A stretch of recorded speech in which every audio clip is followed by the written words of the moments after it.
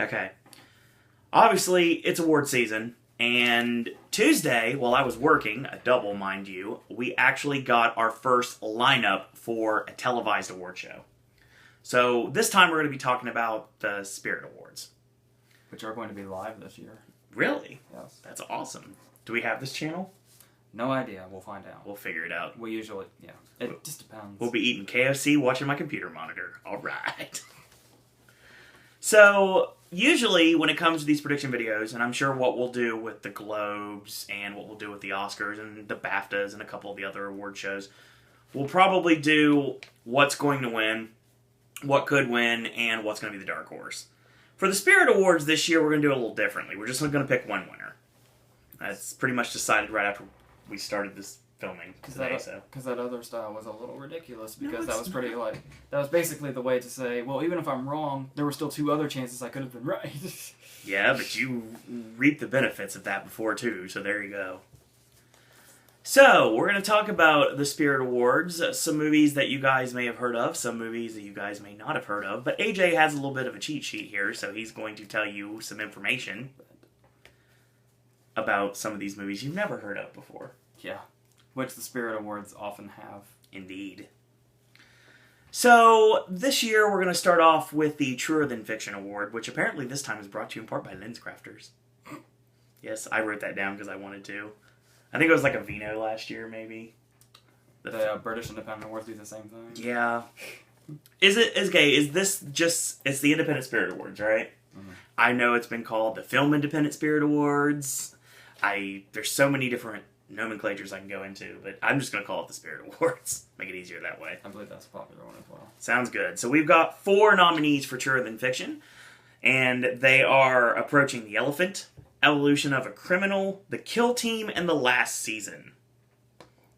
AJ, do you have any knowledge of any of these? If it helps, I believe Approaching the Elephant is something about, it's a documentary. All these are documentaries, obviously, because it's Truer Than Fiction. Yeah, of course. Apparently something about infiltrating a school in New Jersey, or just like seeing I'm not totally positive on this, I have only a vague outline, but something about a school in New Jersey. 21 Jump Street? The first thing I jumped to was Never Been Kissed, but I don't think it's either one of those at all. I would love to watch that if it were. Basing this on just a description alone, and by description I mean just reading the words, we're going to make predictions now. Evolution of a Criminal is apparently about a guy that robbed a bank, and then I guess he's the actual director of the documentary, and he goes back to the town that he robbed 10 years later. That's kind of cool. I guess after prison time or something, and sees how it's changed and how it affected people and stuff like that. What is the Kill Team? The Kill Team is another Invisible War type thing, where it's like a soldier who I guess is trying to blow the whistle on like some war crimes that his platoon committed, and it keeps getting buried. And the Last Season is, from what I understand, I'm sure it's a lot more interesting than this makes it sound, but to my understanding, a very vague, brief outline would be it's former soldiers and they go looking for like a coveted mushroom. This, to me, sounds like a sports movie, just by the title alone, The Last Season. Oh, yeah? One of those cheap, straight-to-DVD baseball movies starring Sean Astin. Yes, indeed. So, judging by that, AJ, what is your winner for Truer Than Fiction? I'll take a wild stab, because these aren't predictable or anything. No. I'll take a wild, complete stab and say Evolution of a Criminal. I hate to agree with you, because especially with the Spirit Awards. But I'm going to have to agree with this. It sounds interesting, at least by your tiny synopsis. So, yeah, I'm going to go with Evolution of a Criminal as well. This is going to be a short video, folks. Yeah, especially since we have no fucking idea. Nope. That's what makes it fun. You feel really trusted in our hands, don't you? Yes. Like the Oscar short categories, like we never know what those are, and then we latch onto one, and I remember latching onto one and be like, that's going to win. It's like, nah, it may not even get nominated. And it won, and that was awesome. You know the one I'm talking about. Helium last year. Yep. Of course the sick kid with the balloons won. Why wouldn't it? Yeah. So we're going to go into Someone to Watch now. We have 3 nominees here. We have A Girl Walks Home Alone at Night. We have H and The Retrieval. H is not the movie about Hayabusa. I'm not quite sure what A Girl Walks on Water Tonight is, but I'm hearing a lot of positive word about it. Same. Apparently Age is like kind of a modernization of a Greek tragedy. That makes sense. Is it a Hamlet? I am not totally sure.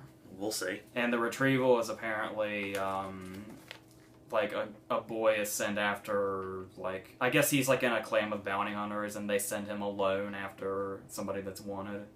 When I read that, it reminded me of True Grit. Yeah, that sounds good. That might be somewhat like what it is. Alright. So, what are you going with for someone to watch? A Girl Walks on Water Tonight. You know, just by judging on reading this alone, I'm seeing A Girl Walks Home Alone at Night on here a lot more than just once. And sometimes that is an indicator that it may go further than just a nomination. So I'm going to agree with you again and say the same. We're on to the Producers Award now. Mm-hmm. So I don't have that lineup here. So AJ, what do you got? Generally what they do is they just list 3 producers, and I have to go to IMDb and figure out what the fuck it is they produced. That's always fun. The first nominee was Chad Burris, who did a couple of movies this year called Eugenia and John and Drunktown's Finest. I think I recall hearing Drunktown's Finest title in passing. Possibly. Elizabeth Holm, who did Obvious Child, and Chris Olsen, who, forgive me if I'm saying this wrong, Kumiko, the Treasure Hunter. Okay. The movie starring Miko Kikuchi about the woman that watched Fargo and went looking for the money and froze to death. That sounds awesome. They actually made a movie about her. That sounds awesome. And I'll bet that guy is probably who takes it. I'm actually, you don't have a list here, so I can't tell what the names are. Obvious Child and Drunktown's Finest. What is the names again? Read those to me. Chad Burris, Elizabeth Holm, and Chris Olsen. I'm going to go with Elizabeth Holm here. I wasn't a fan of Obvious Child, but it seems like everyone else seems to be, so I'm going to go with that. That's probably not a bad bet at this point. So, AJ, talk about Foxcatcher. Yeah, I was talking in the prediction video about how people seem to really be going out of their way to reward Foxcatcher without making it like a major player. This is the first time hearing of this special distinction award. Yeah.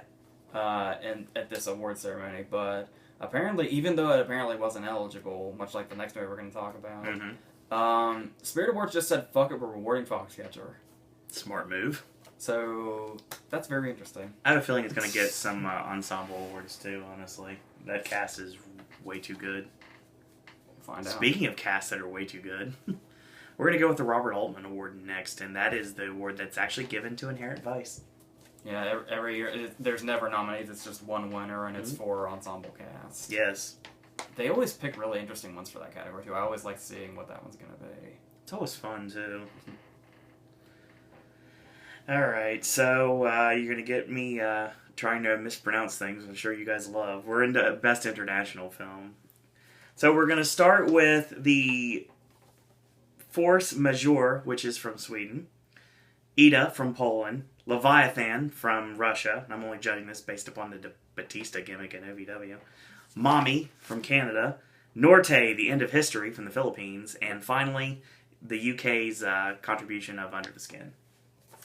Norte, The End of History was actually that movie that went to Cannes, and it's like 4 hours long or something. Good lord, that is really the end of history.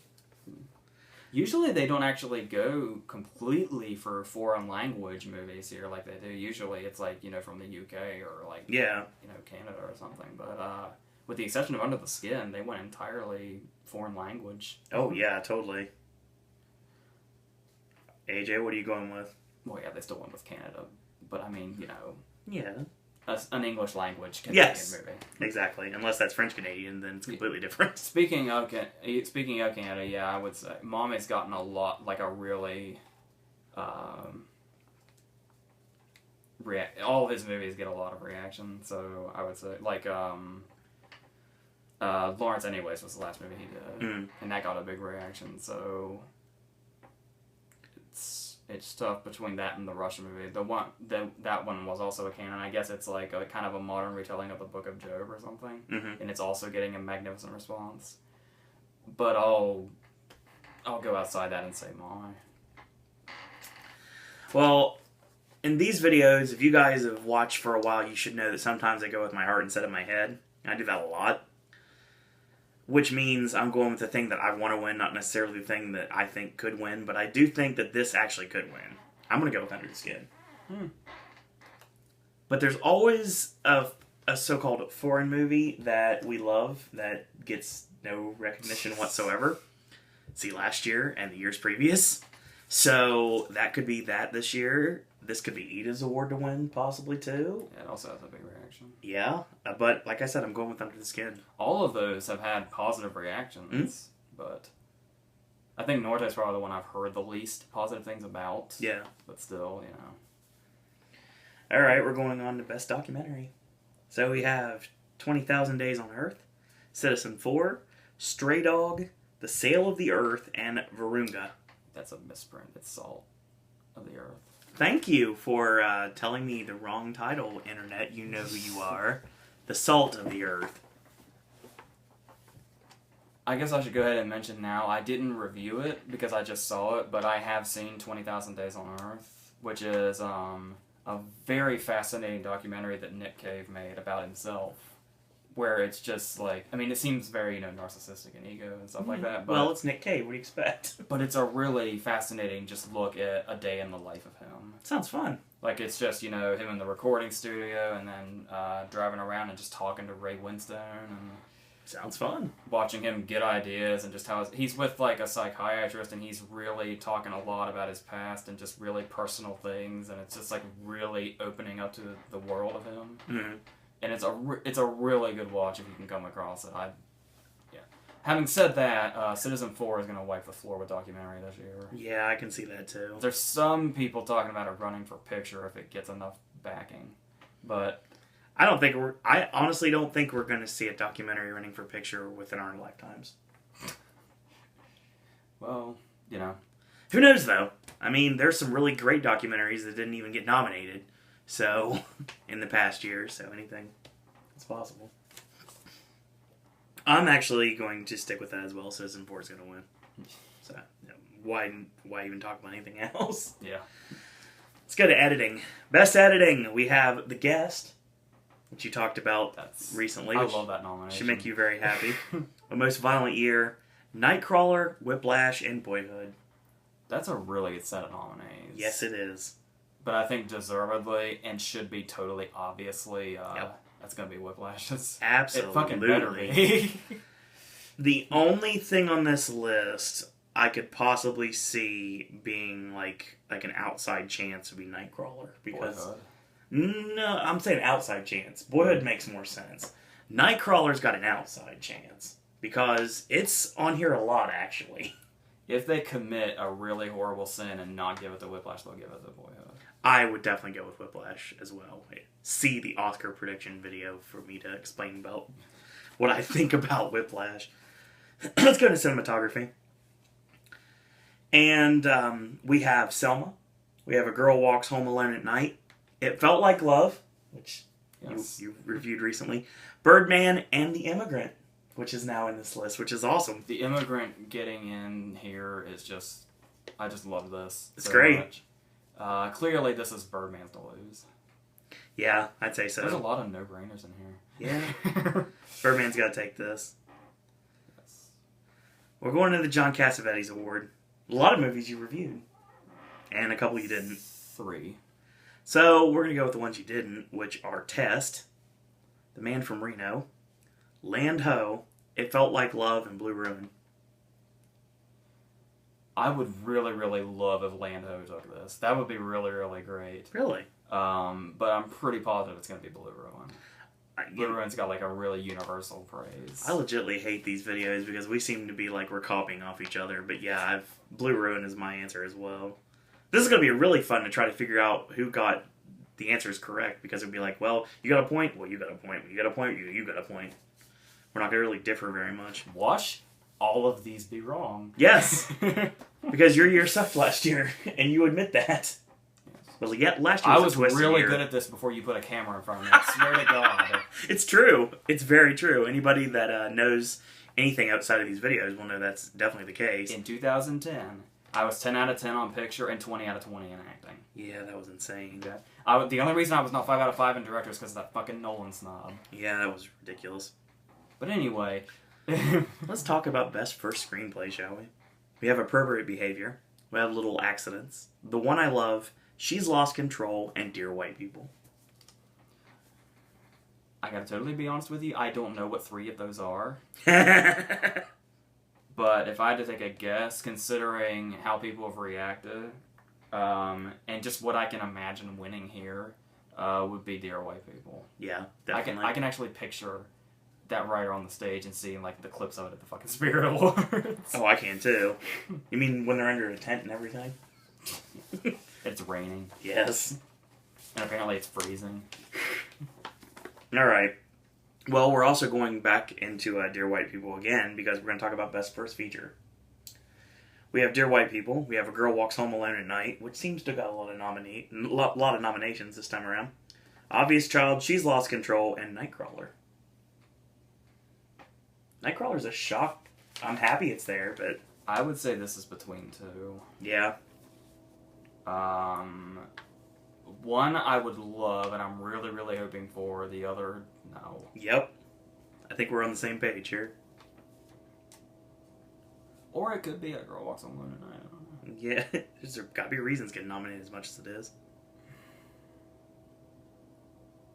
So I've got a bad feeling about it being Obvious Child, but I'm gonna go with my heart and say they actually give it to Nightcrawler. These videos are going to be like super short, as you can tell by the time right now. Yeah, Nightcrawler is my win as well. Hopefully. And we're not going to disagree on the next one. Best Supporting Male. We have Riz Ahmed for Nightcrawler, which is awesome. He got in there. That's great. Ethan Hawke for Boyhood. Alfred Molina for Love is Strange. We also have J.K. Simmons for Whiplash and Edward Norton for Birdman. There's no doubt in my mind that J.K. Simmons is winning this. Yeah, right now, at this very moment, it could very easily also be Norton for all we know. Yeah, possibly. But I'm going to say Simmons. It'd be awesome if Simmons and Norton this year go back to the battle between Sean Penn and Mickey Rourke. I think that would be super awesome to see them split the awards like that. And then at the very end have someone else take it, of course, because that's how things work nowadays. And in both cases, it's a guy that's like a well-known veteran that's respected by everybody, and the guy everybody thinks is a douchebag. It's very true. Absolutely true there. Yeah, I love the love for Nightcrawler at the Spirit Awards. I wish it would go to something else, but I don't think it's going to. Best Supporting Female. We have Patricia Arquette for Boyhood. We have Jessica Chastain for A Most Violent Year. We have Carmen Ejogo for Selma. We have Andrea Suarez Paz for Stay Clear of the Closing Doors, which is not about the Walt Disney World monorails, and Emma Stone for Birdman. I don't think this is as obvious as it might be. While I've said what I've said about Ejogo before, Mm-hmm. I think here Arquette has it. I honestly think this may be Emma Stone's award to win, which would be completely a shock for the Spirit Awards of all things for that to be what she wins, but... Dale Dickey won this for Yeah. Winter's Bone. That was pretty weird, so anything is possible. Yeah, I'm sorry. I don't remember who her competition was. Yeah, no disrespect to the people that made Stay Clear of the Closing Doors, but being a Disney guy, the only thing that comes to mind is about the monorail. I'm sure it's not, but por favor, manténganse alejado de los puertas. So that's the only thing that comes to mind when I think of the monorail and Stay Clear of the Closing Doors in this case. Let's go to Best Male Lead, which is really out there, to say the least. Yep. We have David Oyelowo. Well, God, long day. Oyelowo. Oyelowo. It is 2 O's with yellow. The in way middle. you say it, you say it so fast that the O is silent. There are 2 O's in there. Oyelowo. Or Yellow O for Selma. John Lithgow for Love is Strange, which is crazy. When I saw Alfred Molina nominated in supporting, I was He had to be afraid. in there. I was afraid that Lithgow had been snubbed. No? But then okay. Then we have Andre Benjamin for Jimmy, All Is By My Side. A lot of stuff you reviewed lately, actually, except for Selma. Jake Gyllenhaal for Nightcrawler, and of course, Michael Keaton for Birdman.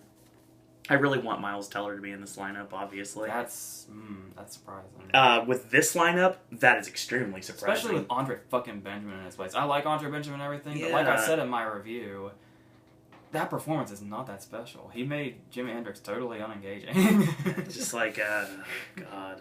It's a shame because there's so many people you could put in this lineup and they didn't.